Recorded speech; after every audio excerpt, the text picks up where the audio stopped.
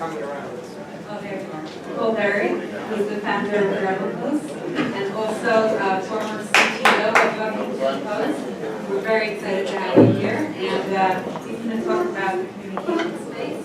And right after Paul's session, we're going to break for lunch. So bear with us just for one more second. This or Whatever you want. this one?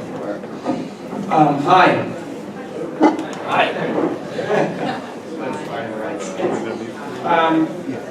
So I'll have me talking about what is, we've seen so much change and what's the next stuff that's coming at us. And so it had me thinking this morning about, like, when I was 18, I was a river guide in Wyoming, and we had all the guides were in this camp, and no one had a laptop. Like, no one even dreamed about a laptop, and they didn't have a phone, so like I would hitchhike to go to the payphone and then call my girlfriend, who was in Oregon, and we would send letters, like long letters. And I felt like, oh my God, it's just so crazy that the acceleration in history, how, the world has changed in the 3 months that we've just passed.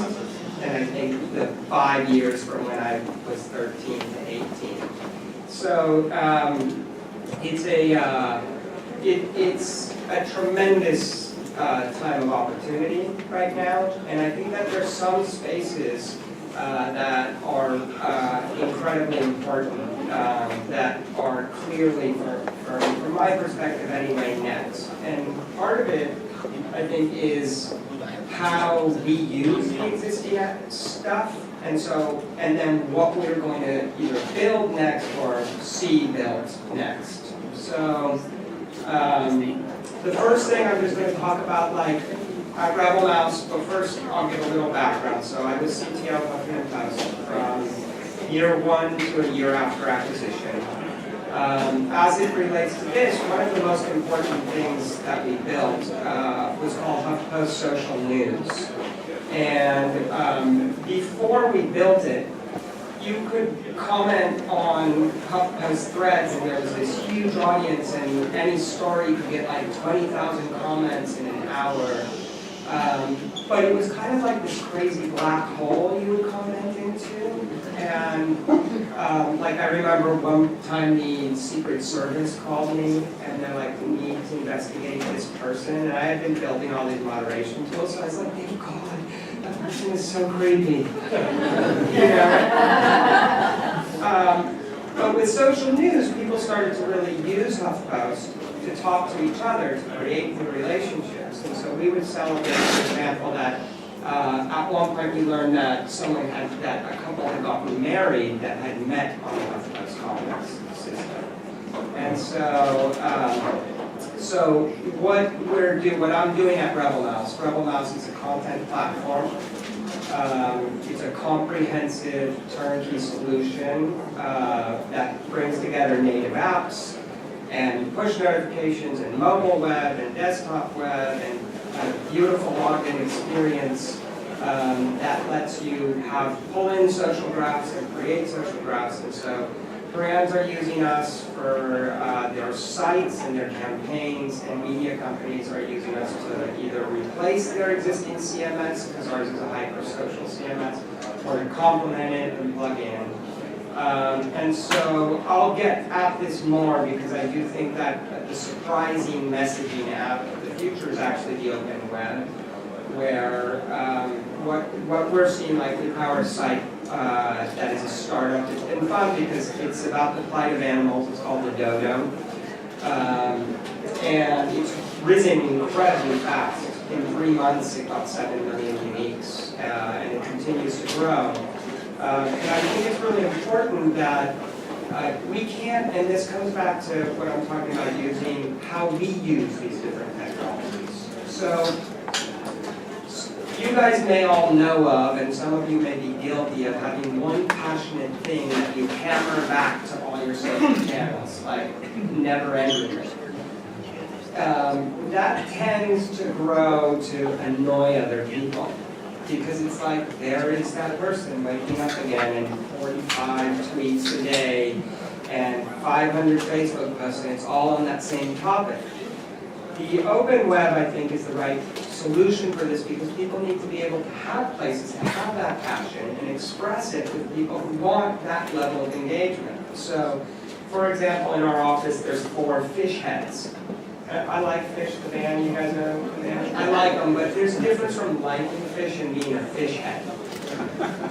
And when you're a fish head, you need to be able to talk about fish with a large portion of every day.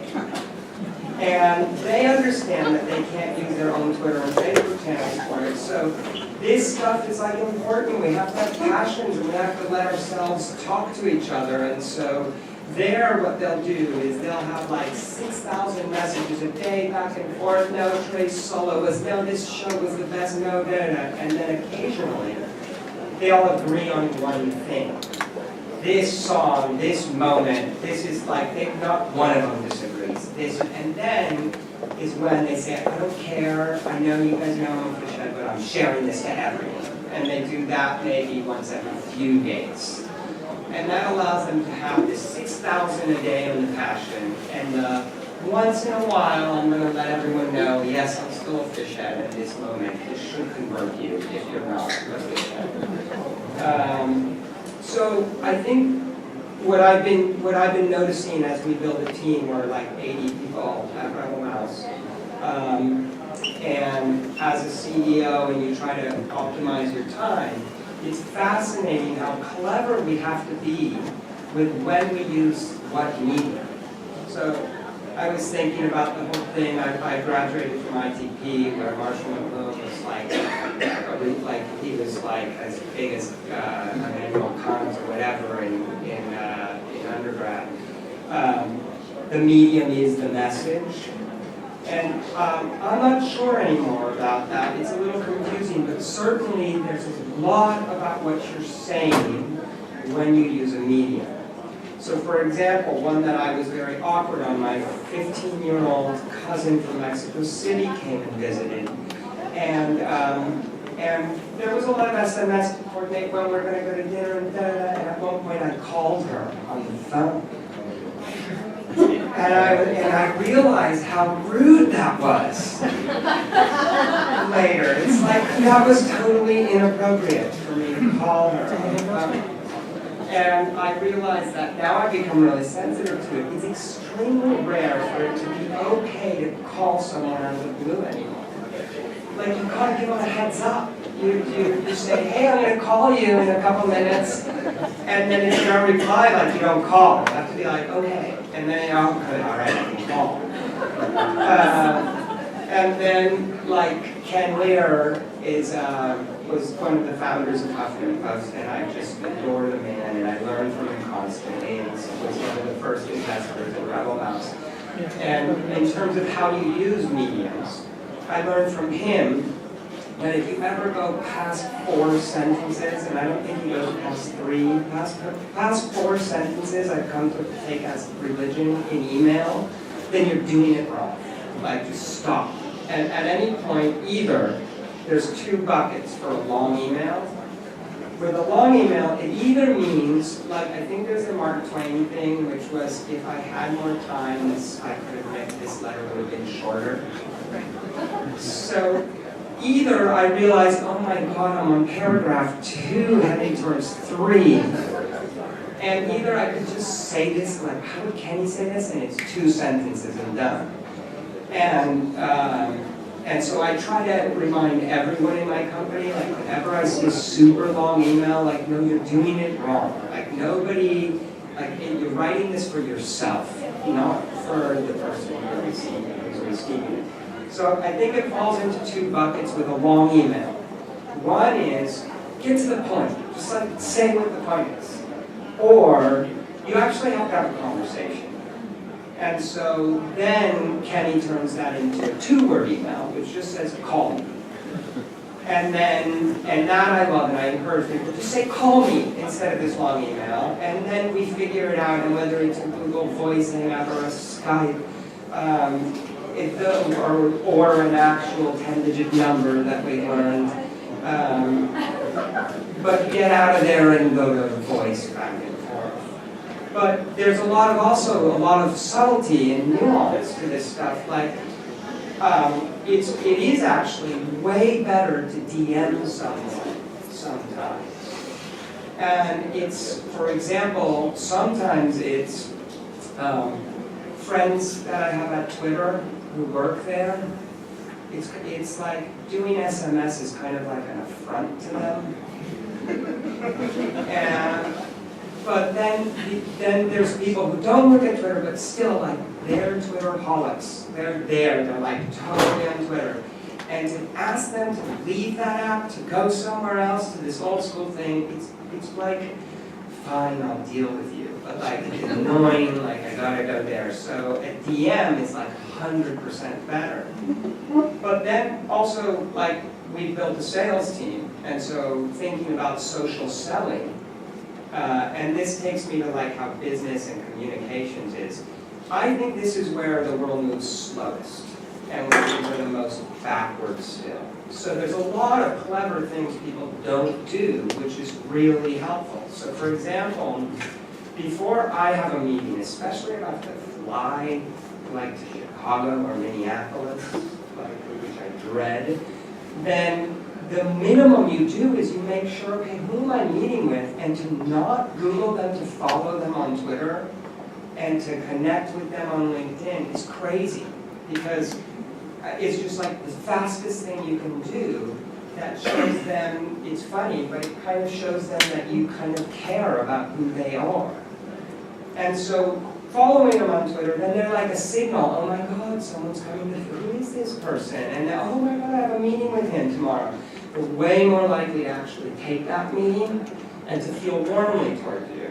And then the other thing that's interesting is go ahead and favorite one of their tweets. And then suddenly you walk in and it's like your old friends. And then if you retweet them, they're like, this guy's on my side. You know, and so it's crazy not to do that. Get on their side, especially if you like them. Like if it's painful to retweet them, maybe you shouldn't do the meeting. But it's like so. And then another fascinating thing I found is, when is it that you @mention them, right? Because and then when you get down to the @mentioning them, should you put a dot right before it? Right? Because if you say, you know, @GaryV, that meeting was awesome, thank you so much, then he's like, yeah, I get it, thank you. But a dot @GaryV is like, yeah, that's right, everyone who follows him, I did a great meeting with him. And so it's like incredible how nuanced this stuff is, but so important to get right. The big thing I think that is really wrong in especially the tech world, for a world that values itself in leaning forward and embracing change. The tech world has this horrible 5 guys in a whiteboard thing that the best VCs cling to still. Well, I should say that a lot of the most reputable VCs still cling to. And they don't want to fund teams that can't have, and they literally do the horrible gender stereotype thing of saying it, the dudes with the whiteboard. I'll do a shameless plug. My wife was an ex-CTO. She started a company called Power to Fly. She finds women in tech across the world and connects them to hot companies. So 7 developers, including Android and iOS engineers, are at BuzzFeed. We have a woman named Amani who is in Cairo. She kept the election site for Egypt stable and secure during the election. She's the most killer sysadmin I've ever met, and she's part of our team completely. And what we're seeing is that the trend is clearly happening. There's an objective measure of it, which is Slack's valuation.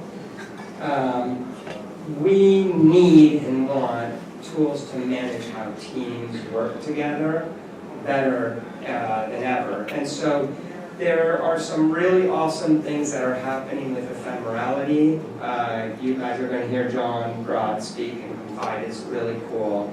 But there's also the need for conversations to last. So one thing that's great about Slack is that in Gmail, so we use email a lot still at Rebel Mouse because it's a globally, we have 45 people in New York in an office at Princeton Broadway, but we have another 45 around the world. One thing that's really cool about Slack is that when you add someone to email, it's very hard for them to see the thread. You can sort of plus somebody in and you say plus them and it's one more email for everyone just to add them and they all have to read that extra email. And then they have these horrible threads that they have to parse. Slack is really nice that you add someone and it's a tiny little thing, you know that someone else is on it and they can just scroll up and there's that whole conversation. And I think it's the very beginning of what we're seeing because there's still a lot that's very primitive about Slack, and whether they build it out or not, we know that there's no way we're going to manage all of the stuff we're doing through any of the one existing tools. So as a team, we've started to get really good at knowing when, for example, Slack or email, or IM, etc., is not actually good when you're describing a larger thing. So usually we like to iterate on little things. But one of the most amazing, and I think not talked about very often, messaging and communication pieces is what Google's doing with Drive.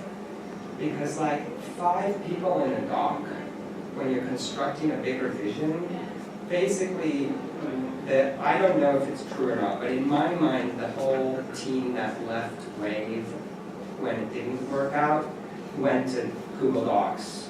Because what happens there, he's on that sentence, and she's down there copying and pasting, and I have 4 people here, and I have comments here. It's actually an incredible, like almost unprecedented communication space.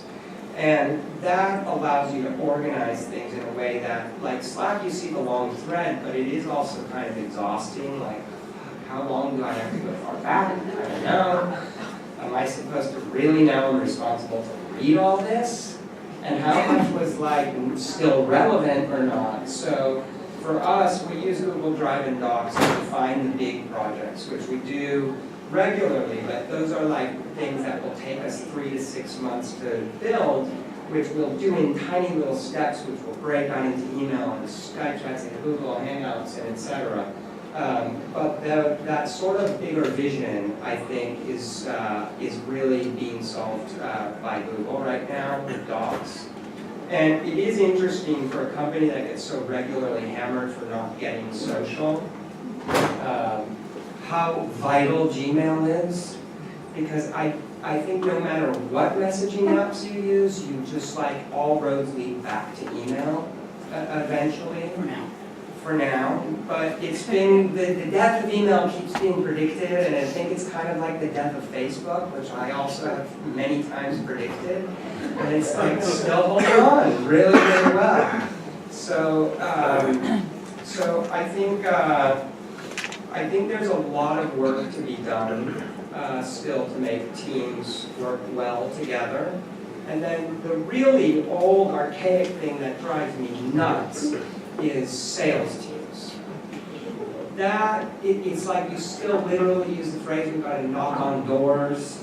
You still have to go get this FaceTime. It's the only reason, like I would never travel for a product discussion. I know how to do that stuff. Like it's such a waste of my time, but I do still have to travel for sales calls.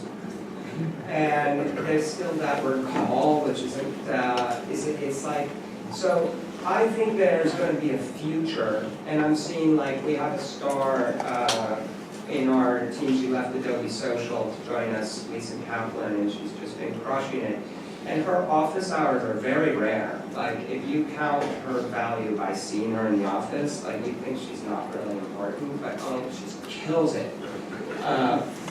I think that people are going to start to learn how to be comfortable. We've learned how to be comfortable getting to know each other on personal levels without actually meeting each other. So at HuffPost, the core group of my top developers, we worked together 4 years. I had never seen their face or heard their voice. And when we raised our Series B, I think, then we had enough money and we flew them all in and we saw each other for the very first time. And it was amazing because we actually did know each other. Like, whatever it is, through all those texts and things, like, it was really, yeah, hello. So, those things, that trust is going to begin to be established in a way you can close a deal without getting a pin plane and flying to Minneapolis. Sorry, Minneapolis is wonderful.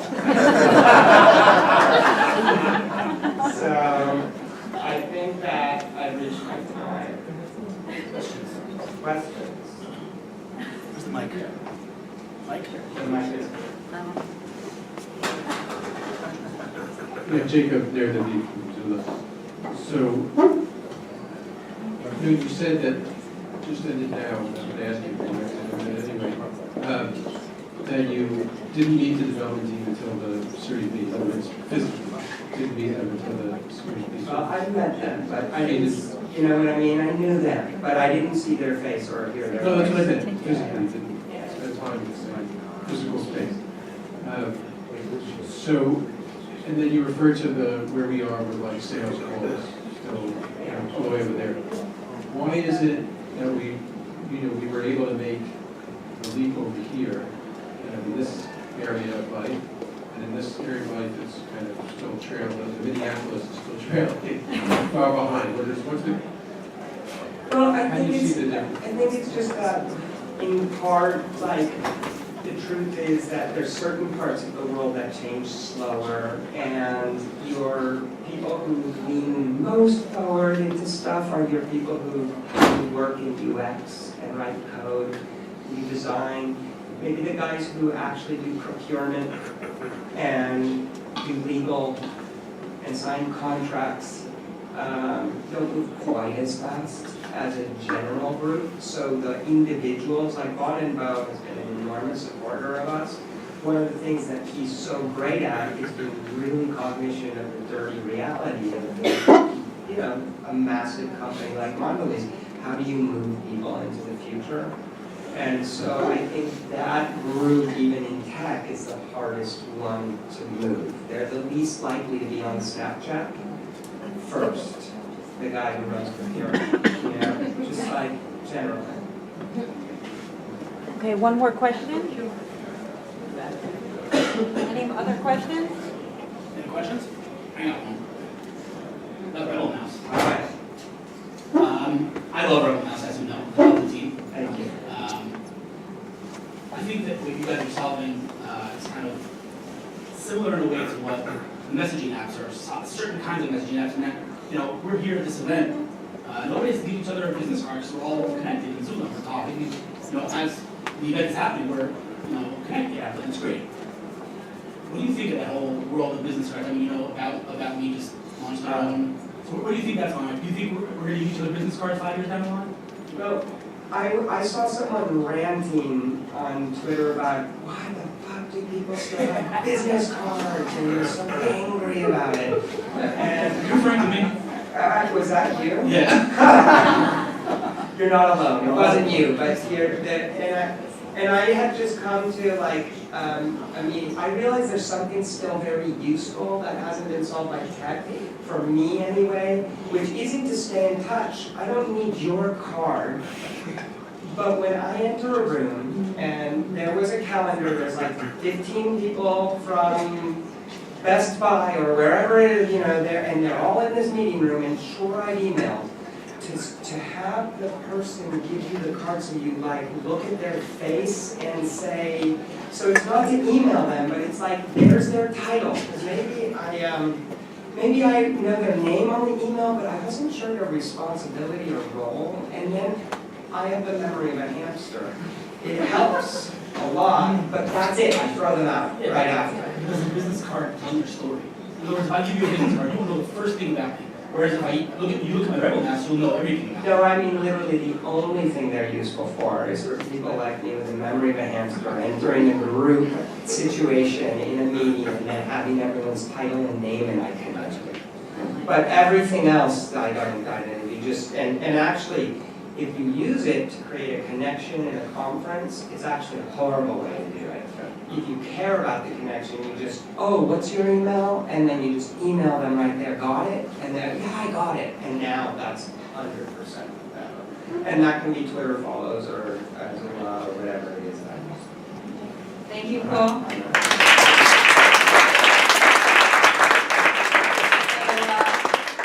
When you have a CEO that's vegan, a chairman who's gluten-free, a CMO who's a carnivore, you serve a kosher dairy lunch. So